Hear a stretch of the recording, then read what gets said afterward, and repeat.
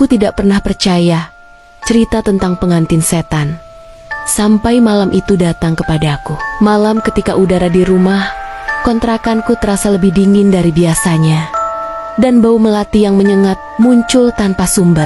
Aku sedang duduk di depan cermin, membuka sanggul rambutku, ketika bayangan di pantulan kaca bergerak lebih lambat dari tubuhku sendiri. Saat aku menoleh, tidak ada siapa-siapa. Namun perasaan diperhatikan menekan dadaku seperti tangan tak kasat mata. Sejak malam itu, aku mulai bermimpi tentang seorang pria berpakaian adat pengantin Jawa kuno. Wajahnya tidak jelas, seperti tertutup kabut hitam, tapi matanya menatapku terlalu dalam. Dalam mimpi itu, aku selalu berdiri di pelaminan tua yang dipenuhi lilin hitam. Aku mengenakan kebaya putih yang basah oleh cairan gelap, dan di kakiku terikat kain merah yang terasa hidup, melilit seperti urat. Setiap kali aku terbangun, selalu ada bekas tanah di telapak kakiku. Tanah basah, berbau kuburan.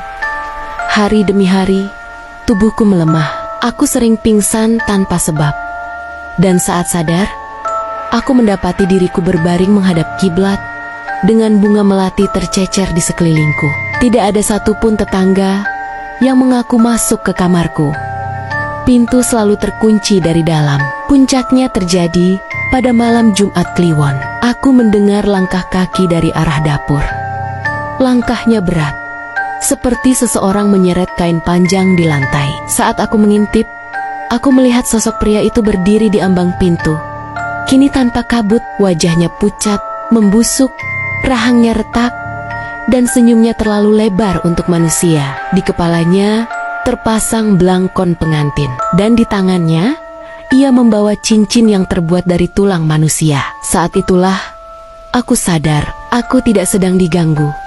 Aku sedang dilamar. Sejak malam lamaran itu, hidupku bukan lagi milikku. Setiap kali aku menolak tidur, tubuhku akan dipaksa terlelap oleh rasa berat di kelopak mata, seperti ada yang menekan dari dalam tengkorakku. Dalam tidur itu, aku selalu dibawa ke tempat yang sama. Sebuah rumah joglo tua yang berdiri sendirian di tengah tanah kosong, dikelilingi nisan tanpa nama. Aku diperlakukan seperti calon pengantin. Rambutku disisir oleh tangan-tangan dingin tak terlihat. Wajahku dirias dengan bedak yang terasa seperti abu tulang. Di cermin kayu tua, bayanganku bukan lagi aku. Mataku hitam penuh, bibirku membiru, dan senyumku tidak pernah bergerak meski aku menjerit dalam hati. Aku mulai kehilangan waktu di dunia nyata. 3 hari berlalu seperti 1 jam. Saat aku sadar, kuku kakiku dipenuhi tanah, dan di perutku muncul lebam berbentuk telapak tangan besar. Lebam itu terasa berdenyut, seolah jantung lain tumbuh di bawah kulitku. Ibuku datang menjenguk dan langsung menangis saat melihatku. Ia bilang tubuhku berbau tanah kuburan. Aku mencoba menjelaskan, tapi setiap kata yang keluar dari mulutku terdengar seperti bisikan asing, bukan suaraku sendiri. Ibuku memanggil orang pintar. Namun malam sebelum orang itu datang, aku kembali dibawa ke joglo. Kali ini, pria itu berdiri sangat dekat. Aku bisa mencium bau bangkai dari napasnya. Ia menyentuh perutku, lalu dadaku, lalu leherku. Di belakangnya, aku melihat banyak perempuan lain berdiri diam. Mereka semua mengenakan kebaya pengantin. Wajah mereka kosong, mata mereka berlubang hitam. Aku merasakan sakit luar biasa di perutku. Dari dalam rahimku, sesuatu bergerak. Pria itu menempelkan dahinya ke dahiku, dan dalam kepalaku terdengar satu kalimat yang membuat jiwaku runtuh. Pernikahan ini membutuhkan mahar, dan maharnya adalah rahim dan nyawaku. Orang pintar itu datang siang hari, tapi aku tahu sudah terlambat. Dari matanya, aku melihat ketakutan yang ia coba sembunyikan. Ia tidak berani masuk ke kamarku. Ia hanya berdiri di depan pintu, membaca doa dengan suara gemetar, sementara tubuhku bergetar hebat, seperti ditarik dari 2 arah. Malamnya, aku diseret sepenuhnya ke dunia mereka. Kali ini, aku tidak bisa bangun. Aku berdiri di pelaminan joglo itu, dengan tubuh yang terasa bukan milikku. Di sekelilingku, suara gamelan terdengar pelan, tapi sumbang, seperti dimainkan oleh tangan-tangan patah. Bau darah dan bunga melati bercampur, membuat kepalaku nyaris pecah. Aku duduk bersanding dengan pria itu. Kulitnya kini lebih rusak, dagingnya mengelupas, memperlihatkan tulang rahang yang bergerak sendiri saat ia tersenyum. Di belakang kami, sesosok penghulu tanpa wajah membaca akad nikah dengan suara seperti tanah runtuh. Aku ingin menolak, aku ingin berteriak, tapi mulutku tersenyum sendiri. Saat ijab kabul diucapkan, aku merasakan sesuatu merobek bagian dalam tubuhku. Rasa sakitnya tidak bisa dijelaskan dengan kata manusia, seperti hidupku disedot keluar melalui rahimku, diserahkan sebagai persembahan. Aku melihat darah menetes di lantai joglo, membentuk simbol aneh. Dari darah itu muncul tangan-tangan kecil, merayap, mencengkeram kakiku. Aku resmi menjadi miliknya. Saat cincin tulang itu melingkar di jariku, dunia menjadi gelap. Dalam kegelapan itu, aku mendengar tawa para pengantin perempuan lain. Tawa mereka pecah, parau, penuh penyesalan. Mereka bukan tamu. Mereka adalah korban sebelumku. Aku terbangun di rumah sakit. Semua orang mengira aku selamat. Mereka tidak tahu bahwa aku sudah mati sebagian. Cincin itu memang tidak ada di jariku, tapi bekasnya tertinggal, hitam membusuk seperti bekas jeratan. Setiap malam, tubuhku dingin seperti mayat. Aku tidak lagi punya bayangan di cermin. Dan yang paling mengerikan, perutku terus membesar. Padahal dokter mengatakan, aku tidak hamil. Mereka tidak bisa menjelaskan denyutan yang muncul setiap tengah malam. Aku mulai melihatnya di mana-mana, di pantulan kaca, di jendela, di sudut gelap kamar.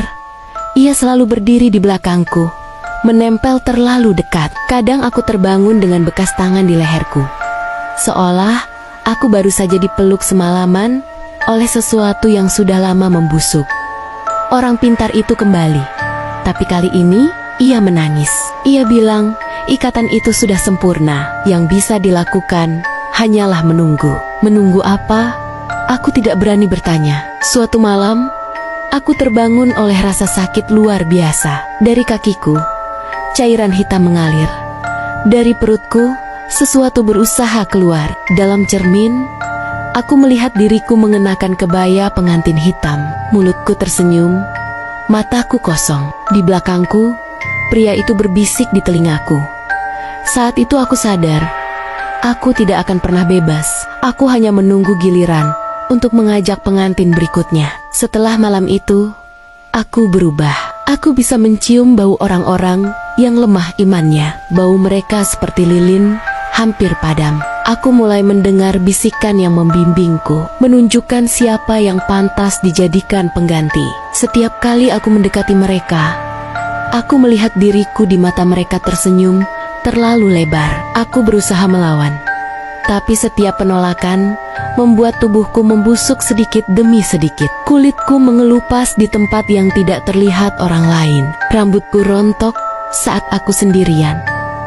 Aku tahu, cepat atau lambat, aku harus menyerahkan seseorang. Aku masih hidup. Itu fakta yang bisa dilihat orang-orang. Aku bernapas, berjalan, dan berbicara seperti manusia normal. Tapi hanya aku yang tahu bahwa hidupku sekarang hanyalah sisa dari sesuatu yang seharusnya berakhir malam itu. Setelah kejadian terakhir, keluargaku memindahkanku ke pesantren terpencil di luar kota. Seorang kiai sepuh yang tidak banyak bicara menerima aku tanpa bertanya. Selama 40 hari, aku tidak diizinkan bercermin, tidak diizinkan tidur sendirian, dan setiap malam tubuhku disiram air doa hingga kulitku memar dan perih. Setiap siraman membuatku menjerit, bukan karena sakit, tapi karena ada sesuatu di dalam diriku yang terbakar. Pada malam ke-40, aku muntah tanah hitam bercampur bunga melati busuk. Baunya menyengat, membuat beberapa orang pingsan. Kiai itu berkata, ikatan pernikahan itu tidak sepenuhnya terputus, tapi telah dilemahkan. Pengantin setan itu kehilangan hak atas tubuhku, namun jejaknya akan tinggal seumur hidupku. Aku tidak lagi dibawa ke joglo tua itu. tidak ada lagi pelaminan. Tapi setiap malam Jumat Kliwon, tubuhku masih terasa berat, seolah ada tangan dingin yang mencoba menarikku kembali. Aku masih bermimpi tentang perempuan-perempuan berkebaya hitam.